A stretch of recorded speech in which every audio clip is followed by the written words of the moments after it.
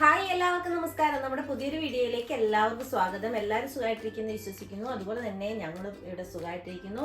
അപ്പോൾ ഇന്ന് നമ്മൾ കൂന്തൽ കൊണ്ട് ഒരു റോസ്റ്റാണ് ഉണ്ടാക്കാൻ പോകുന്നത്. സവോള ഒന്നും ചേർക്കാതെ കൊച്ചുള്ളി ഉപയോഗിച്ചാണ് നമ്മൾ ഉണ്ടാക്കിയെടുക്കുന്നത്.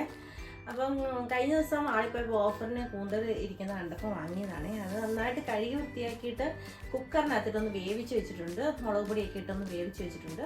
ഇനി അതെങ്ങനെയാണ് ബാക്കി കാര്യങ്ങളൊക്കെ ഉണ്ടാക്കുന്നതെന്നൊന്ന് നോക്കാവേ. അപ്പം നമുക്ക് നമ്മുടെ റെസിപ്പിയിലേക്ക് പോകാവേ. അതിനായിട്ട് ഞാനിവിടെ ഒരു ഇടത്തരം തക്കാളി എടുത്തിട്ടുണ്ട്. പിന്നെ ഒരു കഷ്ണം കുടംപുളി വെള്ളത്തിലിട്ട് വെച്ചിട്ടുണ്ട്. പിന്നെ 2 തണ്ട് കറിവേപ്പില എടുത്തിട്ടുണ്ട്. പിന്നെ ഇതിലേക്കൊരു 400 ഗ്രാമോളം കൊച്ചുള്ളി ഞാൻ അരിഞ്ഞെടുത്തിട്ടുണ്ട്. അതിൻ്റെ കൂടെ ചെറിയ കഷ്ണം ഇഞ്ചി അരിഞ്ഞെടുത്തതും 2-3 കഷ്ണം വെളുത്തുള്ളി അരിഞ്ഞതും അതുപോലെ തന്നെ 3-4 പച്ചമുളകും നെടുകെ കീറി എടുത്തിട്ടുണ്ട്.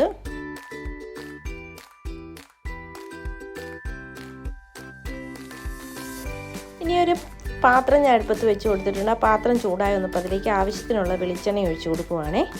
വെളിച്ചെണ്ണ ഒന്ന് ചൂടായി വരുന്നപ്പോൾ നമ്മളതിലേക്ക് കറിവേപ്പിലയാണ് ആദ്യം ഇട്ട് കൊടുക്കുന്നത്. അതിനുശേഷം നമുക്കിതൊന്ന് നന്നായിട്ടൊന്ന് മിക്സ് ചെയ്യാം. മിക്സ് ചെയ്ത് കഴിഞ്ഞ് നമുക്ക് കൊച്ചുള്ളിയും പച്ചമുളകുമാണ് ഇതിലേക്ക് ചേർത്ത് കൊടുക്കേണ്ടത്. ആദ്യം നമുക്ക് അതിട്ട് കൊടുക്കാം.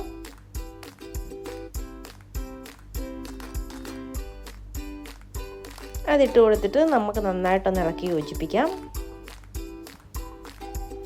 ഇളക്കിയതിന് ശേഷം ഇതിലേക്ക് നമുക്ക് കുറച്ച് ഉപ്പിട്ട് കൊടുക്കാം. ഈ ഉള്ളി പെട്ടെന്ന് വഴന്ന് കിട്ടാൻ വേണ്ടിയിട്ടാണ് ഉപ്പിട്ട് കൊടുക്കുന്നത്. അപ്പം ഞാൻ അതും കൂടി ഒന്ന് ഇട്ട് കൊടുക്കുന്നുണ്ട്. അതിന് ശേഷം ഒന്നുകൂടി ഇളക്കി കൊടുക്കുവാണ്. ഇളക്കി കൊടുത്തതിന് ശേഷം നമുക്ക് ചെറുതായിട്ടൊന്ന് വഴന്ന് വരുന്നവരെ ഇത് ചെറുതീയിൽ വെച്ചൊന്ന് വഴറ്റിയെടുക്കണം. അതിന് ശേഷം നമുക്കിതിലേക്ക് നമ്മൾ അരിഞ്ഞു വെച്ചിരിക്കുന്ന ഇഞ്ചിയും വെളുത്തുള്ളിയും ചേർത്ത് കൊടുക്കാം. അതുകൂടെ ചേർത്ത് കൊടുത്ത് അതിൻ്റെയൊക്കെ പച്ചച്ചവയൊന്ന് മാറി വരുന്നവരെ നന്നായിട്ട് ഇളക്കി കൊടുക്കാം. ഇനി ഇതിലേക്ക് നമുക്ക് ആവശ്യത്തിനുള്ള മഞ്ഞൾപ്പൊടി ചേർത്ത് കൊടുക്കാം. ഒരു 1/2 ടീസ്പൂണോളം മഞ്ഞൾപ്പൊടി ഞാൻ ചേർത്ത് കൊടുക്കുന്നുണ്ട്. അതിനുശേഷം നമുക്കൊന്ന് മിക്സ് ചെയ്തെടുക്കാം.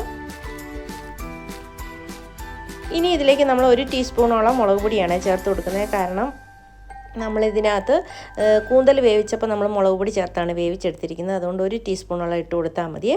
അതിനുശേഷം അതും കൂടി ഒന്ന് ഇളക്കി കൊടുക്കാം. അതിൻ്റെ പച്ചച്ചവ മാറി വരുന്നവരെ ഒന്ന് ഇളക്കി കൊടുത്ത് നന്നായിട്ട് മൂത്ത് വരുന്ന സമയത്ത് നമുക്കിതിലേക്ക് തക്കാളി ചേർത്ത് കൊടുക്കാം. തക്കാളി ചേർത്ത് കൊടുത്തിട്ട് തക്കാളി നന്നായിട്ട് ഇളക്കി യോജിപ്പിച്ച് ഒന്ന് നന്നായിട്ടൊന്ന് വഴന്ന് വരുന്നവരെ ഇളക്കി കൊടുത്ത് ഒന്ന് വഴറ്റിയെടുക്കാം. ഈ സമയത്ത് നമുക്കിതിലേക്ക് കുരുമുളക് പൊടി ചേർത്ത് കൊടുക്കാം. 2 ടീസ്പൂണോളം കുരുമുളക് പൊടി ചേർത്ത് കൊടുക്കുന്നുണ്ട്. അതും കൂടെ ചേർത്ത് കൊടുത്ത് ഒന്നുകൂടി ഒന്ന് ഇളക്കി കൊടുക്കുവാണ്. ഇനി ഈ സമയത്ത് നമ്മൾ വേവിച്ച് വെച്ചിരിക്കുന്ന കൂന്തൽ ഇതിലേക്ക് ചേർത്ത് കൊടുക്കാം. കൂന്തൽ ചേർത്ത് കൊടുത്തിട്ട് നന്നായിട്ടൊന്ന് മിക്സ് ചെയ്തെടുക്കാം.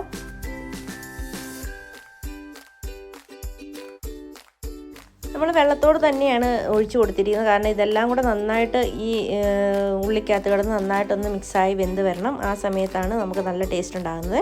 അപ്പോൾ ഞാൻ ഉപ്പ് നോക്കി, ഉപ്പ് കുറച്ച് കുറവുണ്ട്. അത് ഇട്ട് കൊടുത്തിട്ടുണ്ട്. അതിൻ്റെ കൂടെ തന്നെ നമ്മൾ കുടംപുളിയും ചേർത്ത് കൊടുക്കുന്നുണ്ട്. ഒരു ചെറിയ പുളിയും കൂടി ഉണ്ടെങ്കിലേ ഉള്ളൂ ഒരു ടേസ്റ്റ് ആകത്തുള്ളൂ. കുടംപുളി ഇട്ട് കഴിയുമ്പോഴത്തേനും പ്രത്യേക ഒരു ടേസ്റ്റാണ്. അപ്പം ഇനി നമുക്ക് മൂടി വെച്ചൊന്ന് നന്നായിട്ടൊന്ന് വറ്റിച്ചെടുക്കാം.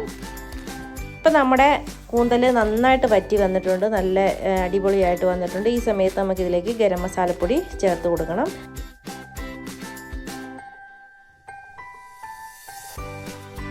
ഇപ്പം ഗരം മസാലപ്പൊടി ചേർത്ത് കൊടുത്തിട്ട് നമ്മൾ നന്നായിട്ടൊന്ന് മിക്സ് ചെയ്തെടുക്കുകയാണ്. ഇപ്പം നമ്മുടെ സൂപ്പർ ടേസ്റ്റുള്ള കൂന്തൽ വരട്ടിയത് ഇവിടെ റെഡിയായി വന്നിട്ടുണ്ട്. എല്ലാവരും തീർച്ചയായിട്ടും ഇതൊന്ന് ട്രൈ ചെയ്ത് നോക്കണേ. ട്രൈ ചെയ്ത് നോക്കി നിങ്ങൾക്ക് ഇഷ്ടപ്പെടുകയാണെങ്കിൽ എൻ്റെ ചാനലൊന്ന് സബ്സ്ക്രൈബ് ചെയ്യാനും ലൈക്ക് ചെയ്യാനും ഷെയർ ചെയ്യാനും കമൻറ്റ് ചെയ്യാനും മറക്കരുത്. അതുപോലെ തന്നെ സബ്സ്ക്രൈബ് ചെയ്യാതെ ആരെങ്കിലും കാണുന്നുണ്ടെങ്കിൽ പ്ലീസ് ഒന്ന് സബ്സ്ക്രൈബ് ചെയ്യണം കേട്ടോ. ഇതുപോലുള്ള ചെറിയ ചെറിയ കുക്കിംഗ് വീഡിയോസും ചെറിയ ചെറിയ വ്ളോഗ്സും ഒക്കെ ആയിട്ട് വരുന്നവരെല്ലാവർക്കും താങ്ക് യു.